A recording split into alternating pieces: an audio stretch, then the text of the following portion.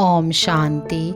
आज की मुरली 17 अप्रैल 2026 की मुख्य बिंदु। शिव बाबा ने कहा, अभी तुम बच्चों को बाप ने रूहानी सेवा के लायक बनाया है। तुम्हारा यह जीवन बहुत अमूल्य है। अभी तुम्हें ईश्वरीय मत से देवता बनना है। बाबा ने कहा, सारा मदार योग पर है। योग वाले को ज्ञान की धारणा भी अच्छी होती है। ज्ञान सुनना और सुनाना, यह पाठ यहाँ ही चलता है। सतयुग में ऐसा नहीं होता। बाबा ने कहा, बाप की याद में ही सब कुछ है, परंतु इसमें ही माया तूफान लाती है। इस माया से जीत पाने के लिए तुम्हें योग में बहुत मजबूत होना चाहिए। बाप ही आकर तुम ब्राह्मणों को देवता बनाते हैं।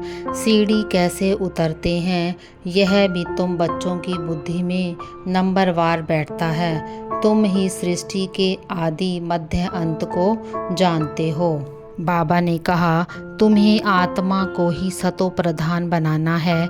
जितना याद में रहेंगे उतना पवित्र बनेंगे। सिर पर जो पापों का बोझा है वह उतर जाएगा।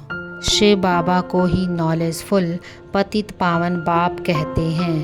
पहले है शिव बाबा, फिर है ब्रह्मा सरस्वती।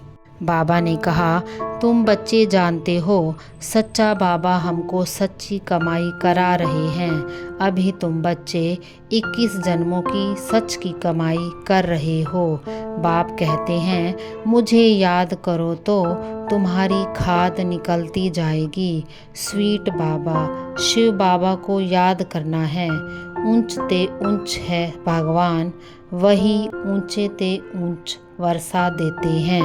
बाबा ने कहा, इस जीवन में आत्मा और शरीर दोनों को पावन बनाना है।